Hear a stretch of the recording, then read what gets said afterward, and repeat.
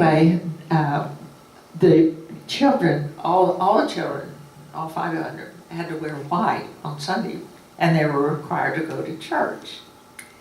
And they would make these decisions, and then we had to wait till the creek started filling up again. And there was a huge, not a huge, but probably a monkey bridge, they called it. They went across the creek that was made out of great big bamboo.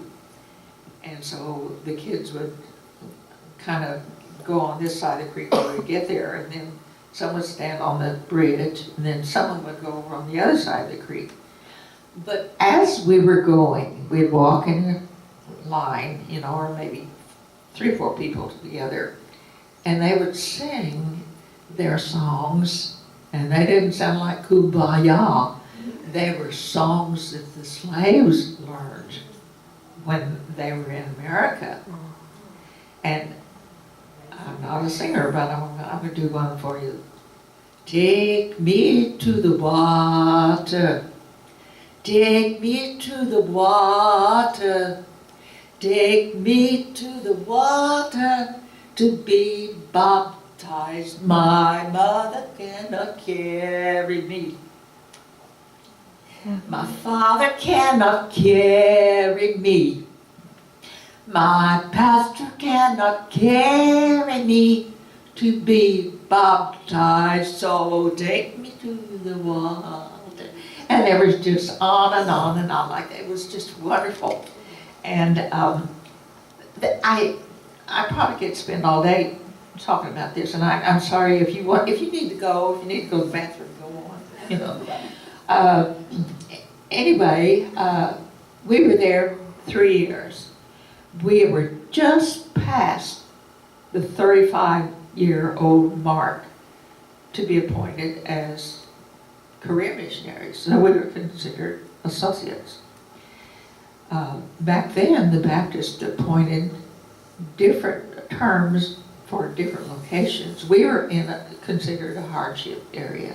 It wasn't that hard, but anyway, so we had a 3-year term. If they were in a modern city, they served 5 years. But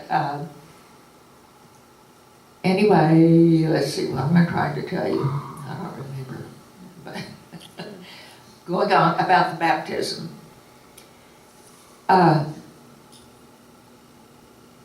It was so meaningful. We were there 3 years, and over 300 adults became Christians during that time. Fantastic. A lot of our children in school were the children of the officials, the government officials. And so when the Civil War started, they managed to get to Africa, to Europe, or to the United States. So we still see some of our students. Of course, they're old now, because we're old. But it was a wonderful time to see those kids baptized. A little bit about our house. It was not a little bitty cabin or anything. It was a lovely, big house that looked like an American house. It was concrete block. It had an office, and then 2 more bedrooms, and then our bedroom. Our hallway, I counted it, it was 56 feet long. And we had a large living room, kitchen, and then a washroom that had concrete sinks if we needed to use it, but there was room for my washer and dryer and my freezer. Oh, wonderful. And anyway, I've got here, it says getting to know you. Some of the things I had to get used to was the little, I don't know what you call them, but the little lizards that hang on the wall like that. Gecko. And the first time I decided to dust the pictures, I grabbed a picture and this thing ran across my head. That's all I needed. I never dusted again. And there were big millipedes about this long, and they were black. And you were very careful where you stepped. We had we met about 5 snakes while we were there. 2 of them were in the house. I had to get used to the racket during the rainy season that the rain made on our tile roof. And the fact that the electricity went out a lot. And the water did too. If the electricity went out, well then the water pump didn't work either, you know. So it was really interesting. One time we had some girls, from the big girls, come over, and by the way, we did have a Philips television that worked maybe from 6:30 or 7 to around 10:30. It depended on who got to the TV station first to plug it in, you know. And so we had some of the big girls. They loved paint and place. Did you remember that? So they were lying on the rug all the seats in the living room and everything, and the lights went out. And that meant the street lamps also. We had street lamps. No paving, but we did have street lamps. And it was real quiet for a minute, and then somebody said, "Somebody close that door." They were a little spooky about things, but I was too. Okay, so much for that. Oh, we had to stay in the house next door until they got ours completely repainted and the tile floors put back down. It was so wet there that the tiles would just curl up. So every few years, you know, like 3 or 4 years, they had to put new floors down. But 2 things our first night. The mosquitoes were not good, you know. And so we had, have you ever seen a mosquito coil?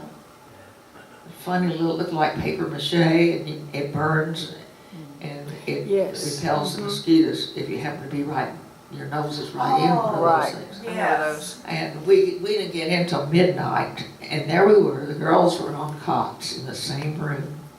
And the hyrax is a little animal that's nocturnal, and so they communicate by talking to each other across the jungle.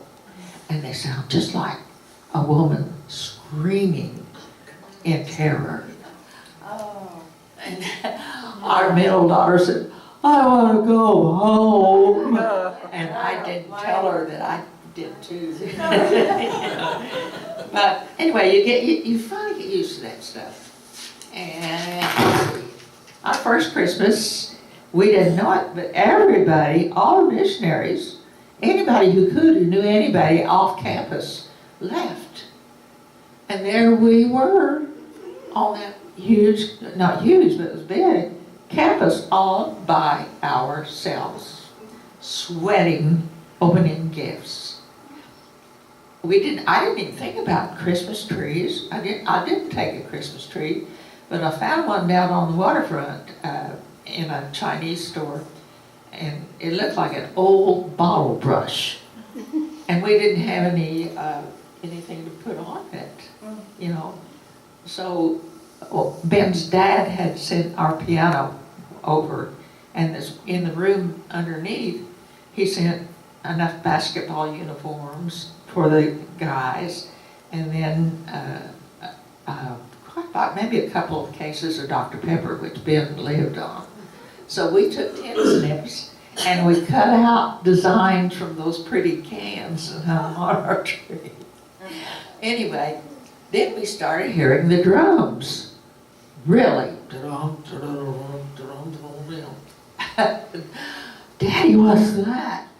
He said, "What's that village down there? You want to go down and see what they're doing?" Yeah.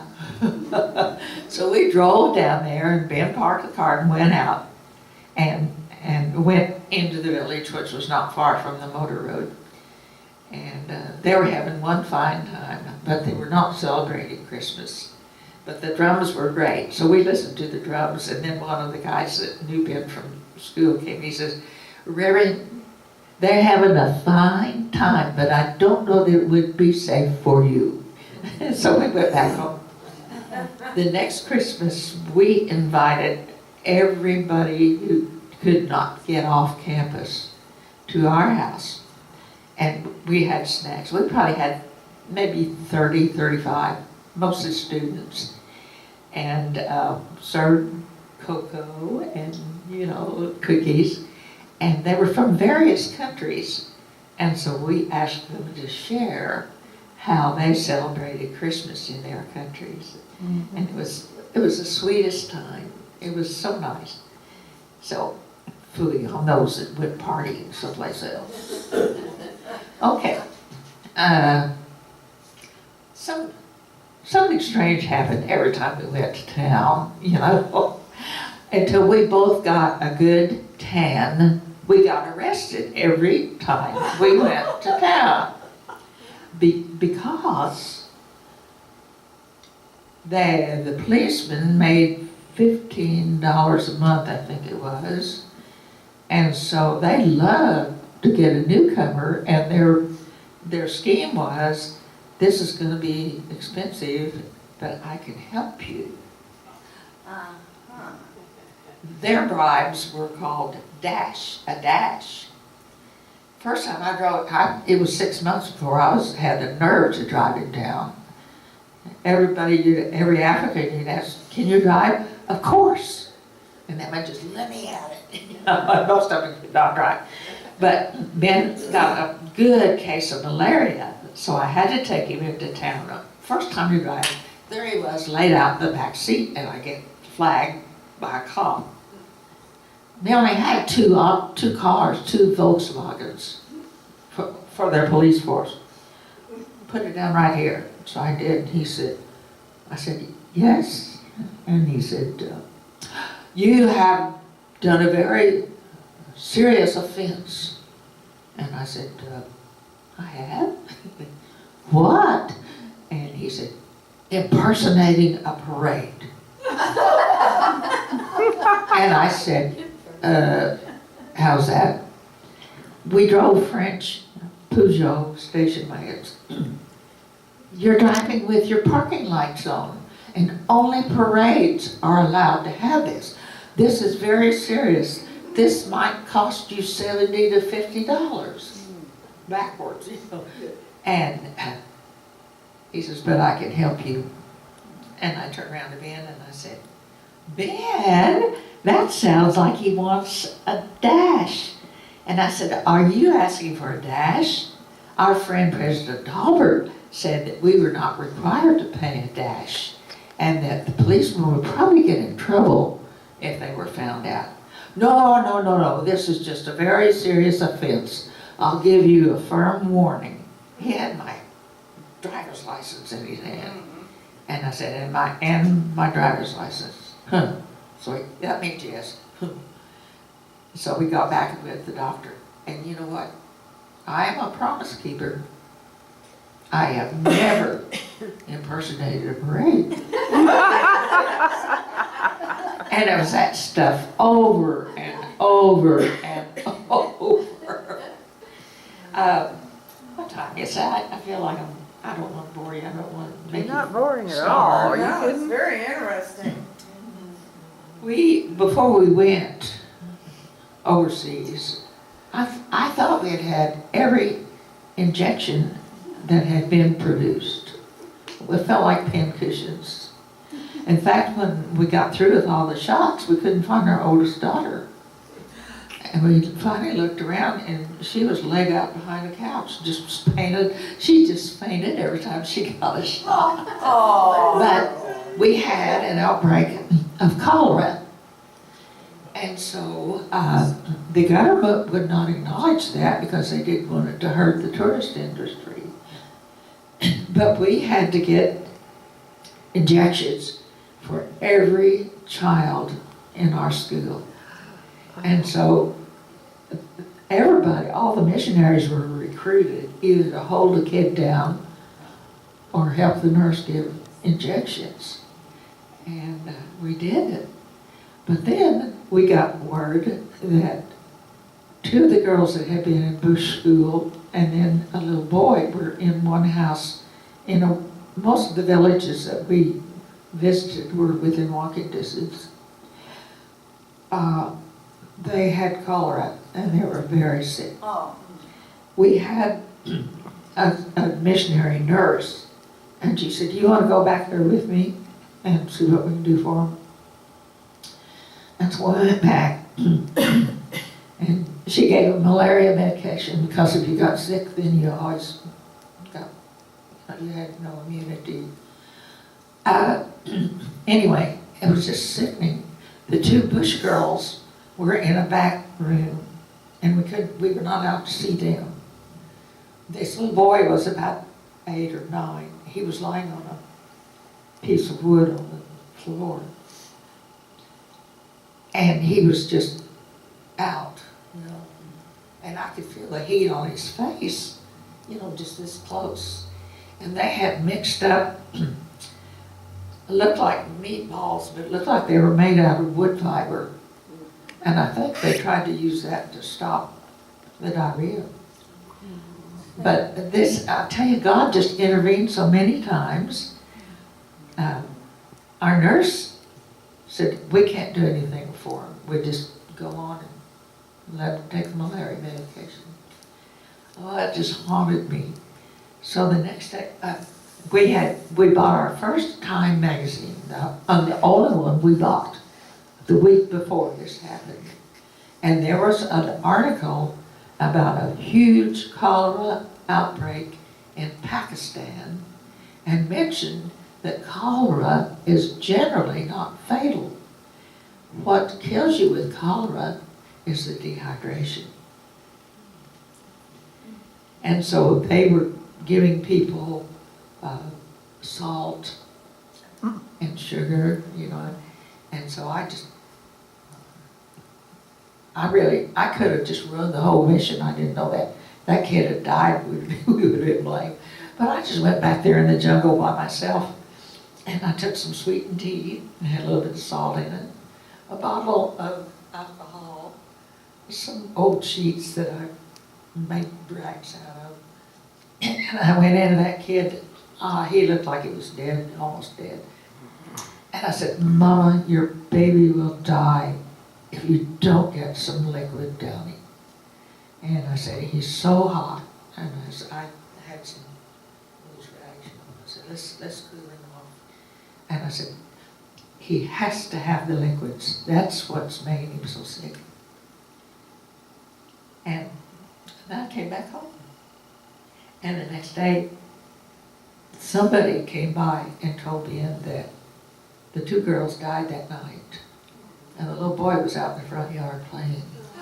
Oh. I just sweated bullets, you know, because that's probably why Agnes, the nurse, didn't try to do anything else. You know, but anyway. We did visit in a village nearby where they had twins. Twins were rare, and in some places out in Africa, if it's a girl, they don't keep them. But these were two little girls. So we went back to visit them, and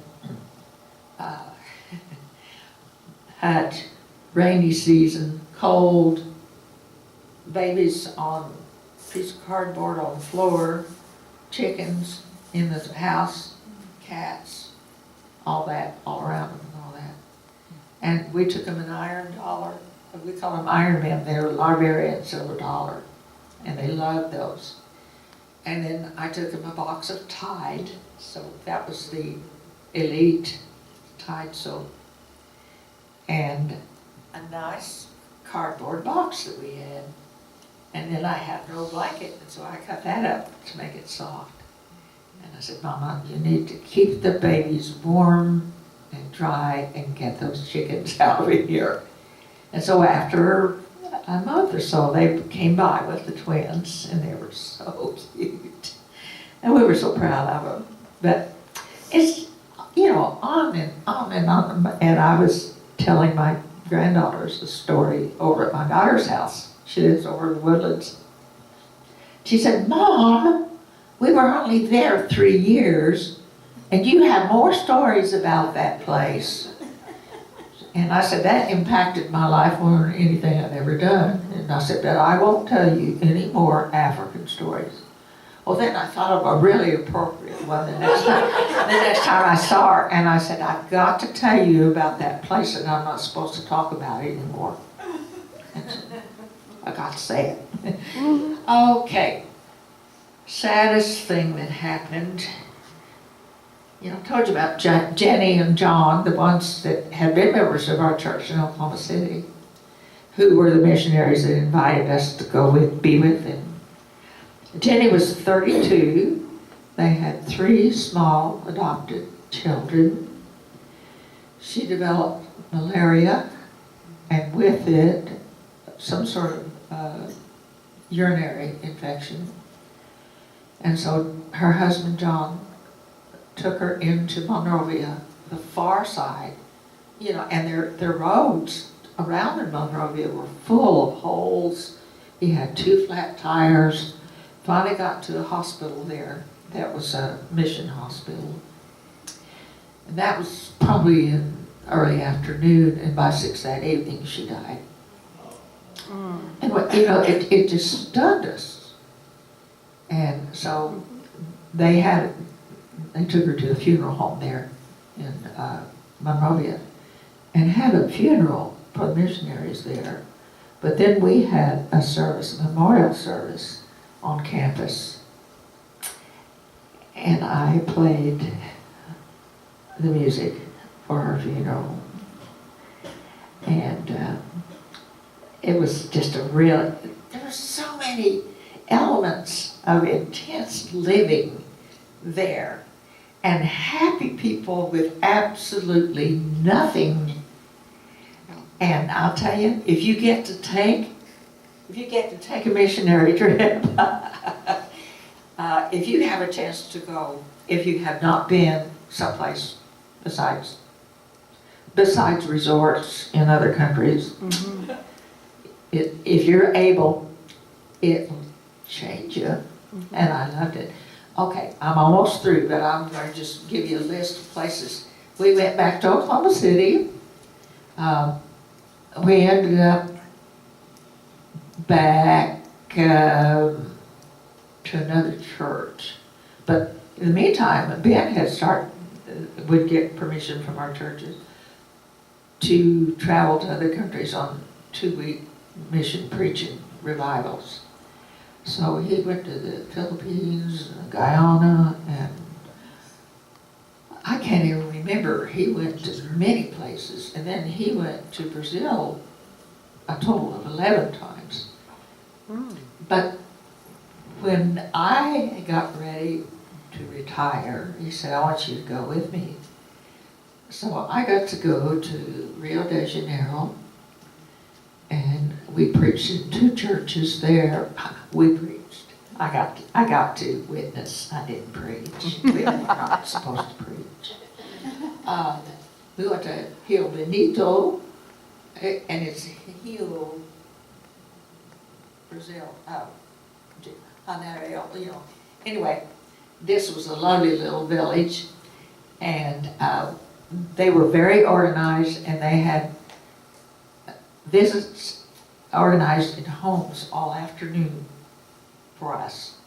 And so we got to see a lot of people become Christians in their neighbors' homes. And just for example, how God intervenes, we went to see a lady. She was a Christian, and her husband, they had a nice grocery store with a bar, and they lived in a lovely patio home up above the grocery store, which was quite common. He was a lovely man, and our pastor was with us. He was younger than we were, so he was our little pastor. This man, I asked him, is there any reason that you could not become a Christian? Your wife is. And he said, I can't become a Christian, I own a bar. And our pastor said, I was working at a bar when I became a Christian. And the man was very positive and said he would come with his wife. And everywhere we went, they'd try to give us either goodies or fruit or something like that. It was the precious people. Anyway, I loved it. We also got up to go up in the mountains while we were in Brazil to a place called Mount Lena. And it was like a little Portuguese town, and it was just charming. And boy, was it fun trying to communicate in Portuguese. But it was great. Then we did get to go to Spain. It'd been preached, and I witnessed in Madrid, Seville, Jerez de Frontera, which was down south, not too far from Seville. Can't even read this mess I made here.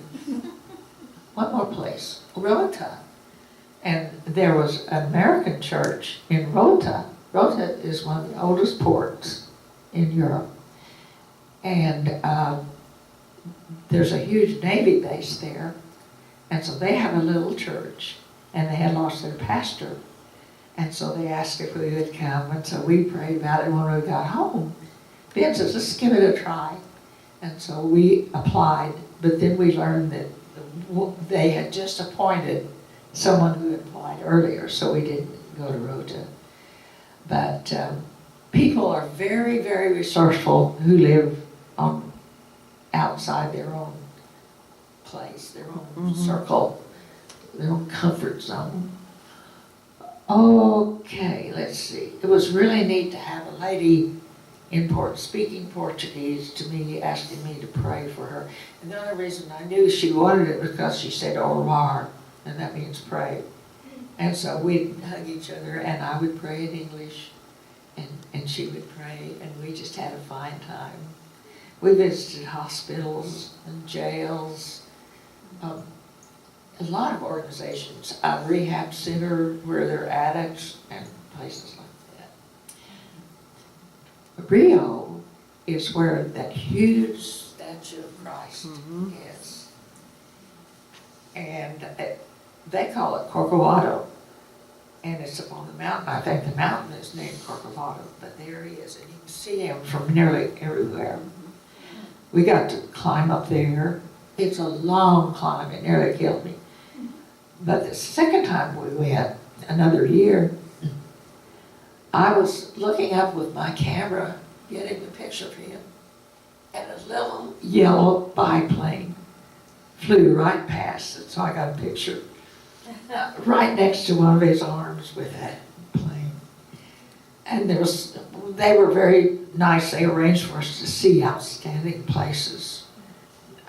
Before we went home, we had a free day, and we would do that. Then we got to go to England. We went to two small towns in Yorkshire, which is in northern England. It looked like Rotherham to me, but it was Rotherham. And that was where the First Baptist Church of Rotherham, Yorkshire was. And that's where we went. And lo and behold, there were 5 missionary preachers at that church. And we were stunned. Ben had notebooks full of sermons ready to go. But the year before, they had a church group come, and there were a lot of young people, and they brought puppets, and they did puppet shows and stuff like that. And so they figured that's what we do, song and dance, you know.